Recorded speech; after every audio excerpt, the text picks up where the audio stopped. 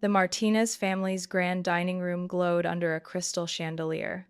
The table was set with a spotless white cloth, sparkling crystal glasses, and polished silverware that caught the light as if the entire room had been staged only to display wealth.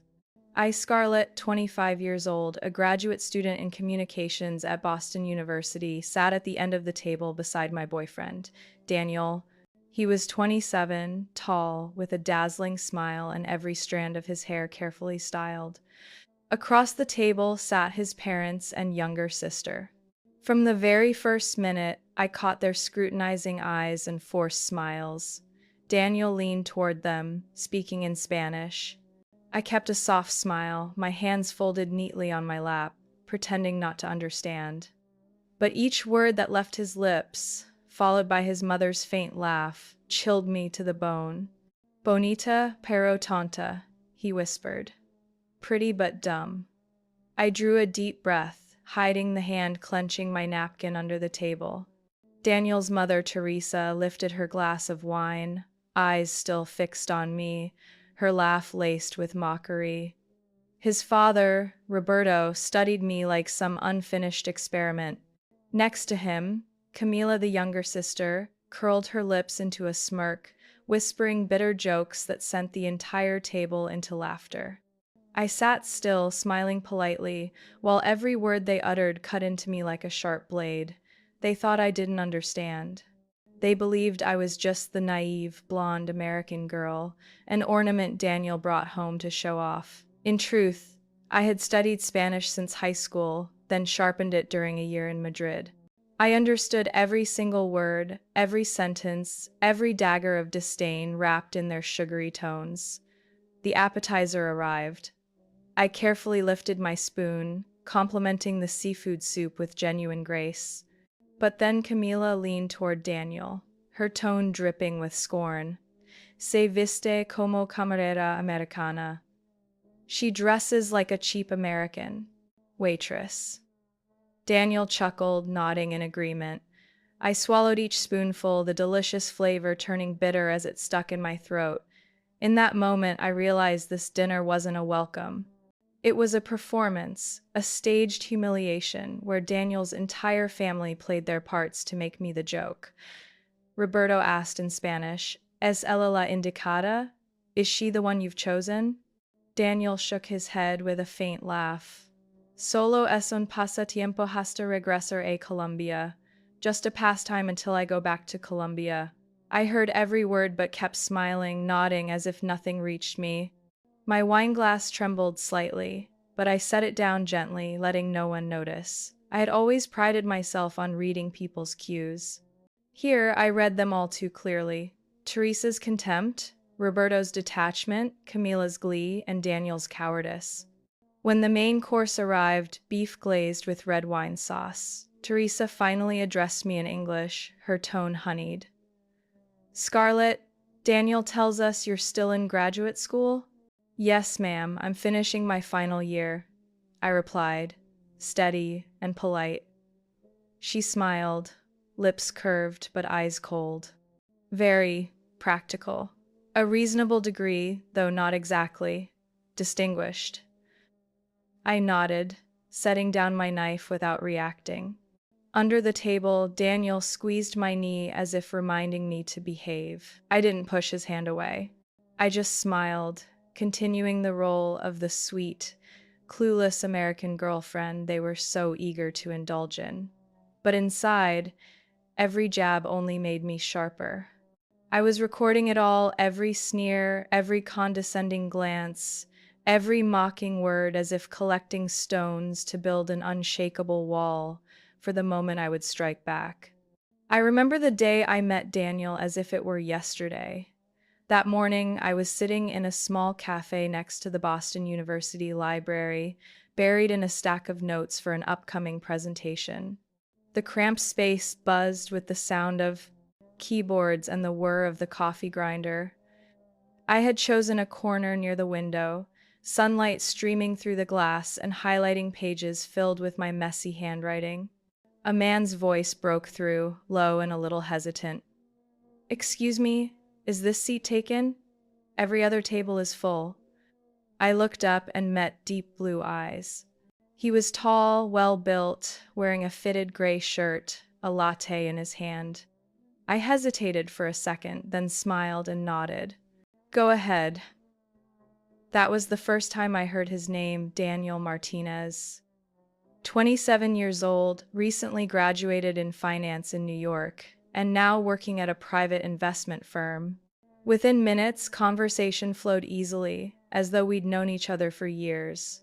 He asked what I was studying. I told him I was specializing in cross-cultural communications. He laughed, calling it a unique passion.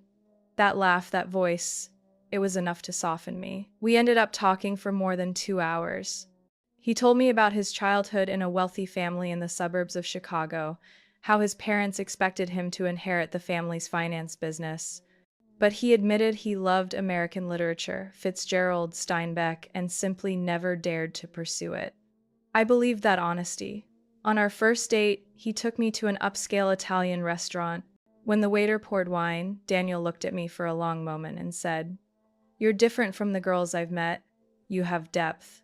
That compliment struck my deepest longing to be truly seen. I smiled, convinced I had found the right person. But soon, small things began to bother me. He often half-joked, "You really are the typical American girl, sweet and naive." I laughed, thinking he was flirting. Now I see it wasn't harmless at all. He liked controlling my appearance. Before going to events with his friends, Daniel would glance at my outfit and suggest changes. "That dress is a little too bright. Looks like you're going on a picnic. Try.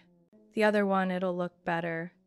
I listened, thinking he had good taste. But little by little, I was losing pieces of myself. My best friend, Olivia, noticed before I did. One evening, sipping wine in my apartment, she asked bluntly, "Scarlett, are you sure Daniel's right for you? He changes his behavior depending on who's watching." I brushed her off, claiming she was being too suspicious. I wanted to believe Daniel just needed time to open up. 6 months passed, and I overlooked countless red flags. He introduced me to friends as my smart American girlfriend, but sweet, in a simple way. They laughed, and I forced myself to think it was affectionate. I wanted to protect the image he painted of himself, the mature, accomplished man with a gentle heart for me. I remember walking along the Charles River one evening. He held my hand and said, "You're different. Other girls are predictable. You're not." I was dazed, believing he saw something no one else did. I didn't realize the bitter truth. He wasn't complimenting me, he was drawing a line. He was boxing me into a role he could control. I was caught in a cycle of sweetness mixed with jabs. A hug after a backhanded remark. A promise of the future after making me feel small. I told myself it was just his way, that he cared. But deep down, unease had started growing. The breaking point came when he mentioned introducing me to his family. His eyes didn't shine with joy, but carried a warning. "Just smile, don't argue, and be polite. My family's traditional." I nodded, thinking it was my chance to prove our love. I had no idea it was the doorway into the nightmare of that dinner. The longer I was with Daniel, the more I noticed the subtle but undeniable cracks in the way he treated me. His compliments always carried hidden thorns.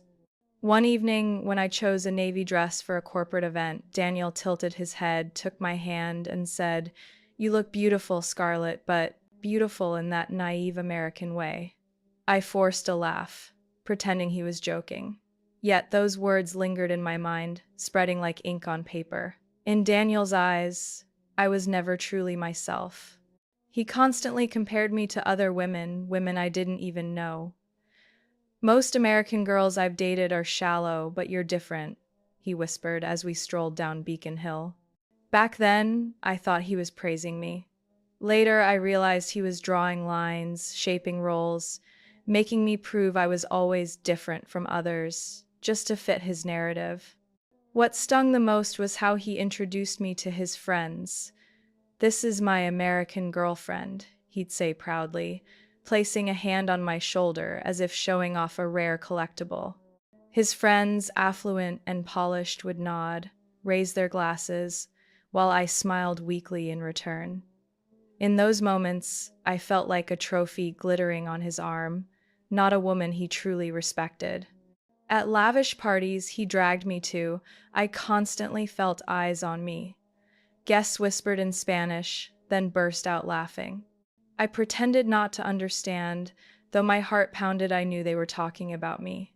Daniel saw my discomfort, yet instead of defending me, he laughed with them, then leaned close to murmur, "Don't mind it. They're just teasing you because you're so different." It's cute. When it was just us, Daniel could be overly tender.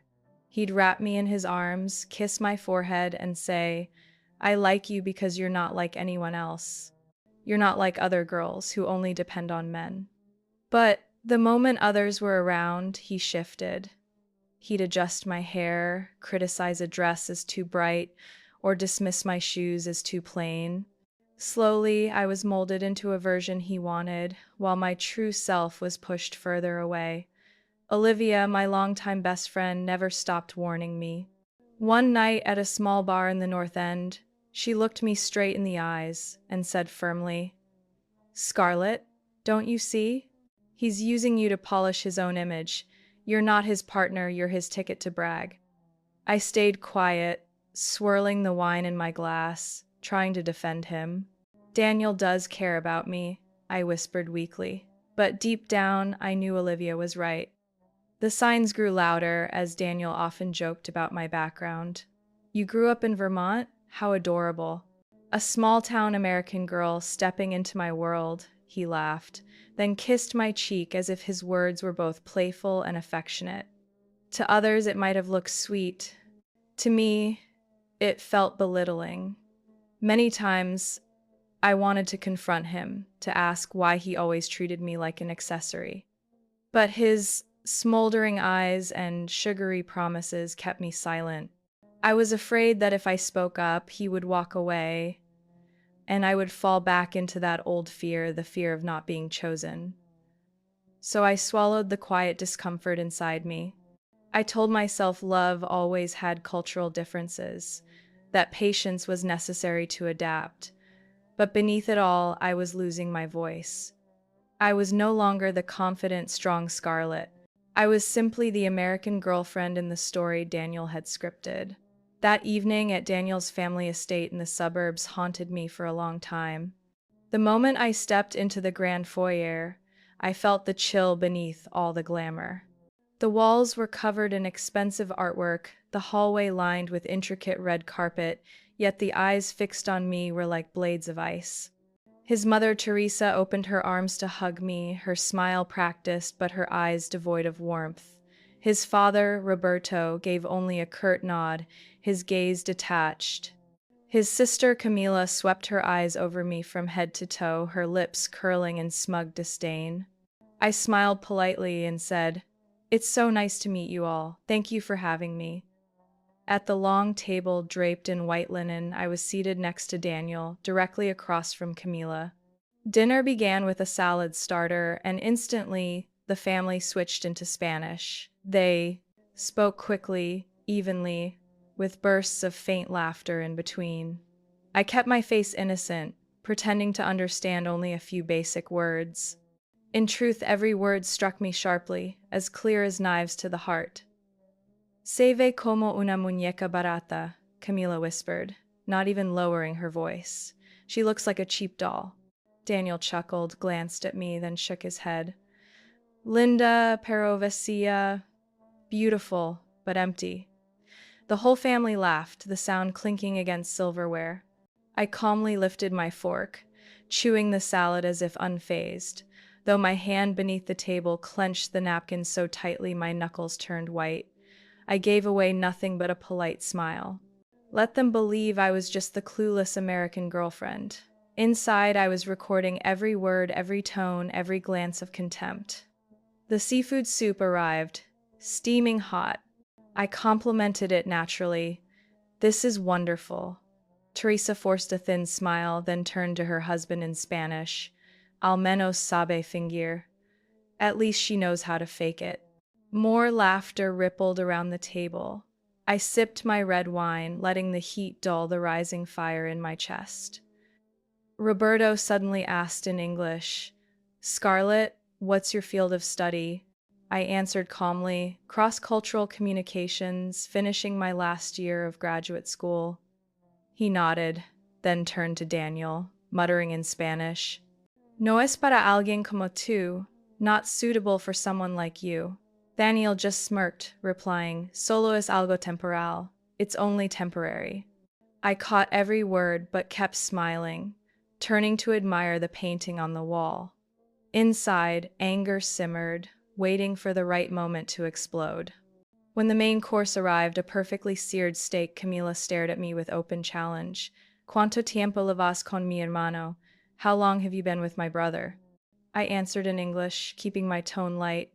6 months. She laughed, then turned to the family, saying clearly in Spanish, "Demasiado tiempo para un pasatiempo." 6 months is far too long for a pastime. Daniel didn't defend me. Instead, he added with a smirk, "Ella es un intermedio perfecto." She's just the perfect in-between. I set my fork and knife down, my palms burning hot, but my face remained serene. I took another sip of wine to steady the trembling at the corner of my mouth. I knew then, this dinner wasn't a welcome. It was a test, a performance, a cruel amusement for his family. And Daniel, the man I once trusted, was standing firmly on their side, not mine. By the time dessert arrived, their words cut sharper, no longer hidden behind politeness. Camila lowered her eyes to her coffee cup and said casually in Spanish, "Se parece esas chicas de Instagram baratas y fáciles." She looks just like those cheap, easy Instagram girls. Daniel chuckled, glancing at me as if sharing some private joke. His mother nodded, adding, "Al menos es bonita, aunque no tenga nada más." At least she's pretty, even if she has nothing else. I sat tall, my smile fixed in place. Not a flicker of anger crossed my face. I lifted a spoonful of flan with the silver spoon, tasting it as though nothing were unusual. Yet every word they spoke I collected like arrows, embedding deeper into my memory. Roberto, who had remained the coldest so far, leaned toward Daniel and asked in Spanish, "Ella es la indicada." Is she the one? Daniel arched a brow, smirked, and replied, "Es solo un reemplazo hasta que vuelva a lo serio." Just a stand-in, until I returned to something serious. Teresa tilted her head and asked in English, "Scarlett, do you think this relationship is serious?" I answered evenly, "I believe we're still getting to know each other." Roberto gave a mocking laugh, muttering in Spanish, "No es la indicada." She's not the one. I breathed deeply, letting those words sink instead of snapping back. Silence was my choice. Silence wasn't weakness, it was the weapon I was sharpening with every second. That sentence was the final cut, slicing through whatever illusions I had left. I didn't feel pain anymore, only a chilling clarity. The past 6 months had been a lie I'd wrapped myself in. In reality, I was nothing more than their entertainment, a collective family joke. Camila didn't stop.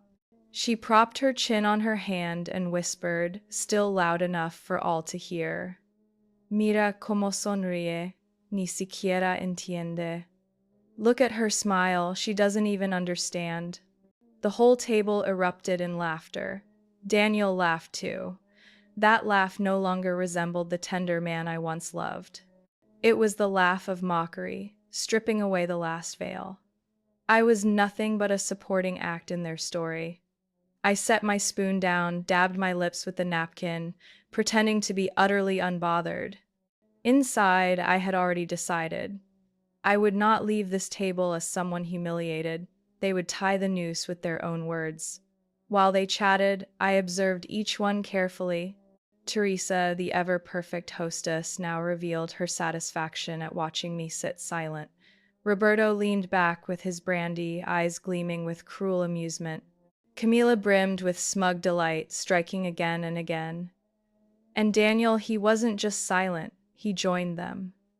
The man who once whispered I was different had just erased me before his family's eyes. I took another sip of bitter coffee, keeping my voice steady inside.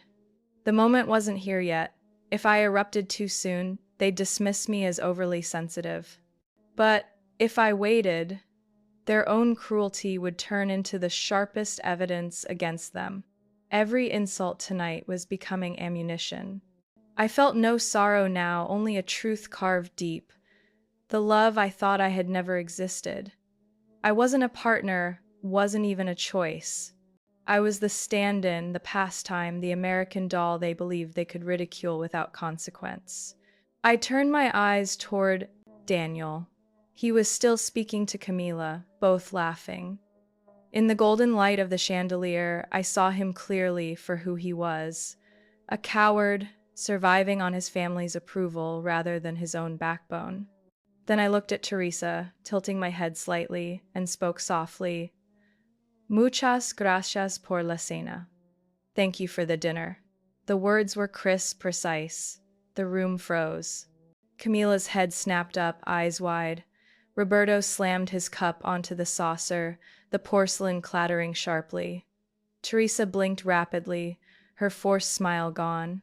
And Daniel, his face drained of color, the hand resting on my knee, recoiling instantly. I stayed seated, serene, as though nothing unusual had happened. Inside, I knew I had just taken back the power. Daniel's car stopped in front of the small apartment building where I lived. The entire drive back from his house, neither of us said a word.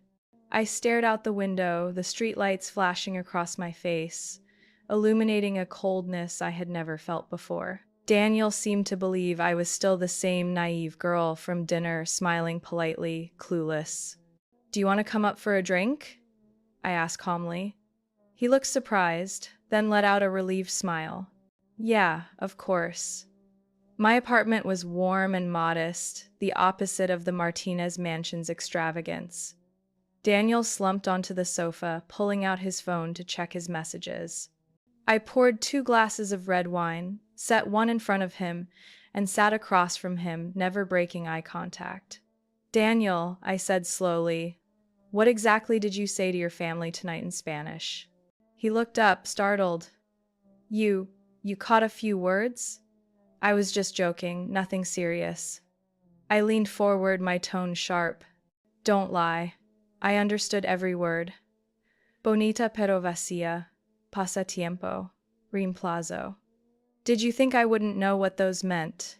His glass froze midair, the wine trembling inside. You know Spanish?" he stammered. I nodded, unblinking. "Since I was 16. I studied in Madrid for a year. For the past 6 months, you and your family mocked me right to my face, thinking I was clueless. And I stayed silent, just to hear who you really are." Daniel set the glass down, running both hands through his hair.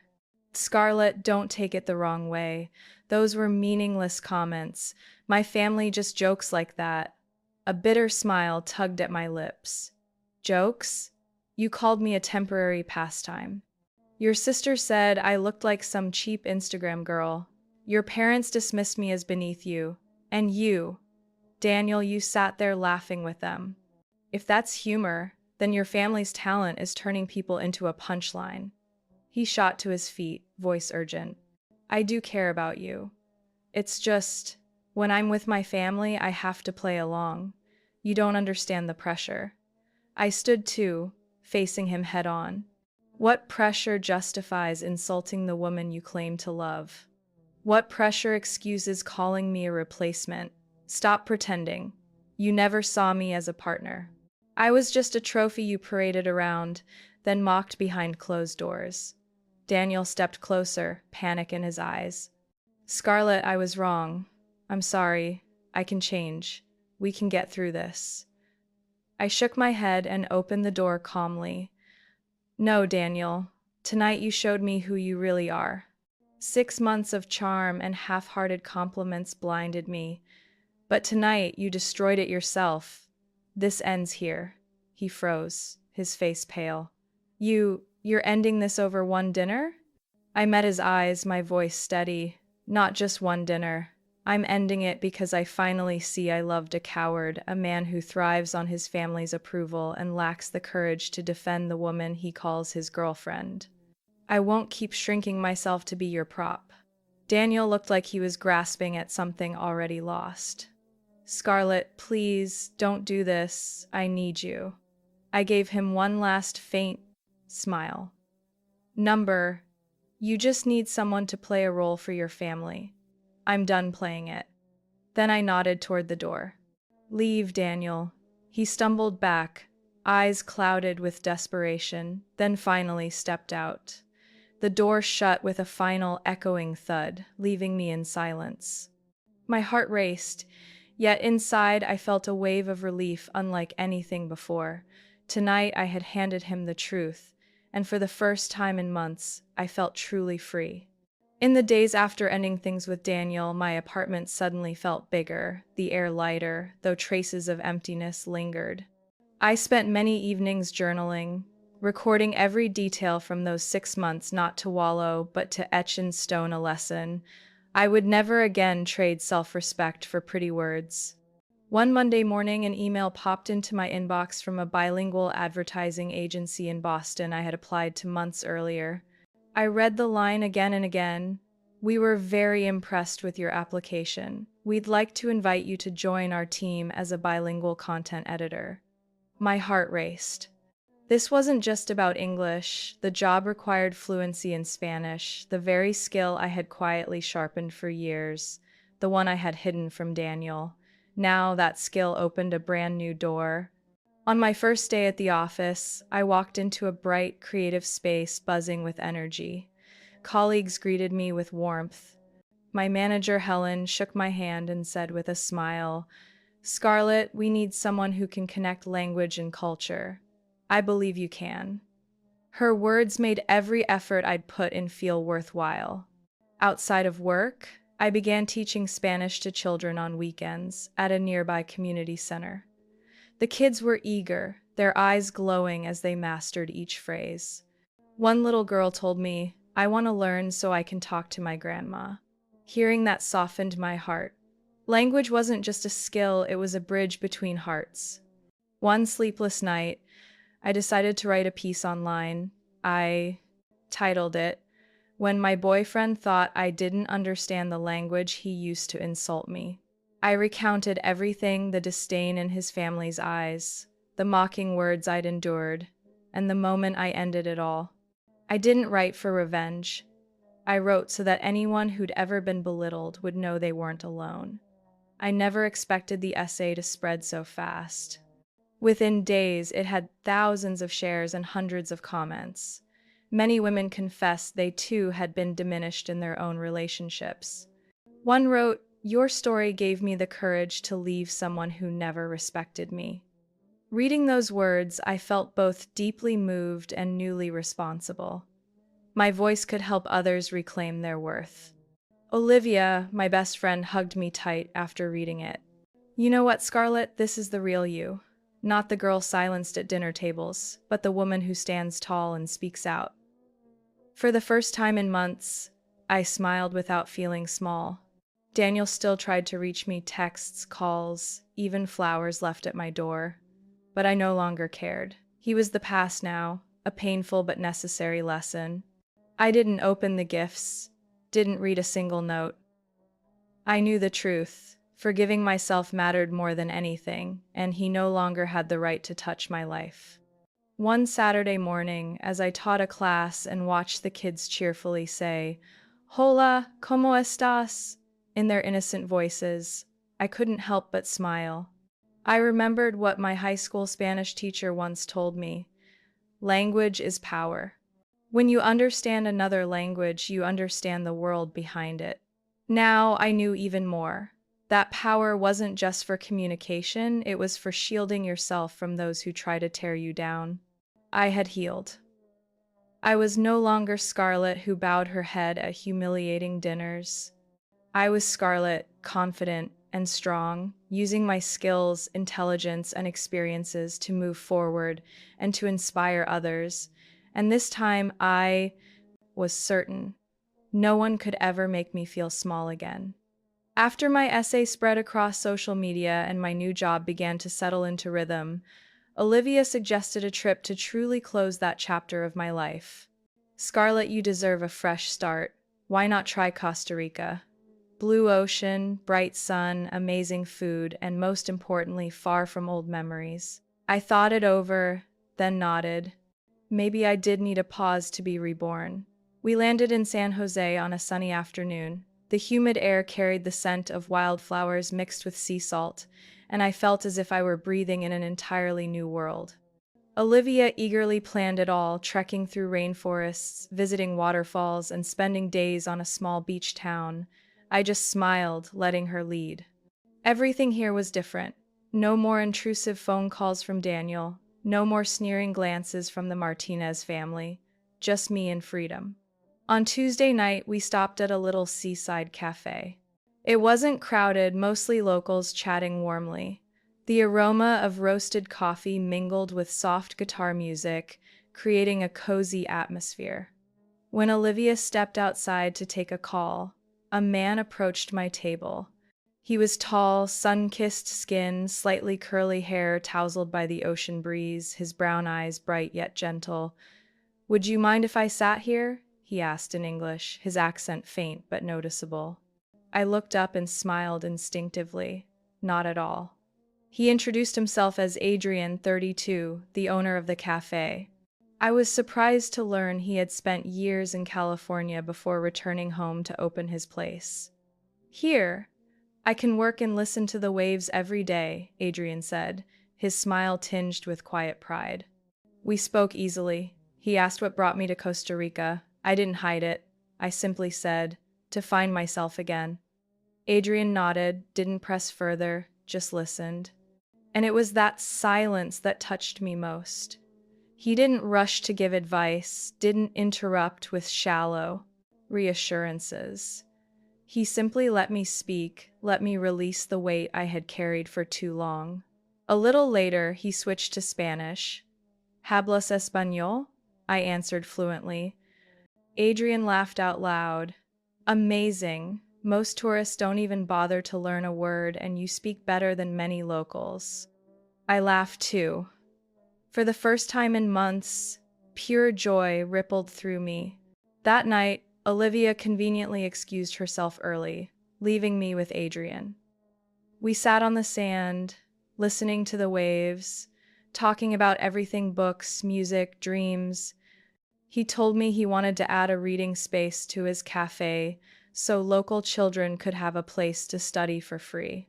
I told him about teaching Spanish to kids back in Boston, about the joy of hearing them form a full sentence for the first time. Our stories overlapped like two puzzle pieces sliding into place. When he walked me back to the hotel, I asked softly, "Have you ever used language to put someone down?" Adrian paused, then chuckled. "If I wanted to lose customers instantly, maybe. But honestly, I've never understood why anyone would. Language is meant to connect, not to wound." I went still. One simple sentence, yet it washed away so much of the bitterness I'd carried. For the rest of our trip, Olivia and I explored, but every evening I returned to Adrian's cafe. There was no pressure, no power games, only ordinary, honest conversations. He didn't see me as an accessory to show off, but as a whole person with intelligence, feelings, and scars of my own. On our final evening, we sat watching the sunset over the beach. Adrian wrote his phone number on a small slip of paper and placed it in my hand. "If you ever come back or even just want to talk, call me." I held it, gave no promises, but my heart was warm again. On the flight back to Boston, I stared out the window as sunlight streamed through the clouds. I realized the most important thing wasn't mastering another language, it was learning the hardest one, the language of self-respect and truth. I was no longer the girl who sat silently while others mocked her. I was Scarlett, the woman who knew her worth, and who would never again let anyone define it for her. Scarlett's story isn't just about the pain of betrayal and love, it reflects a reality many have faced: being belittled, treated like decoration, and stripped of their own voice. But instead of breaking, Scarlet chose to rise, turning her wounds into strength.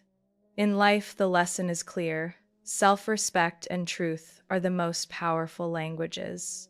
When we know our worth, no one can make us small or define us. What do you think about Scarlett's journey from being dismissed to reclaiming her value? Share your thoughts in the comments. And don't forget to follow the channel for more powerful and emotional family stories to come.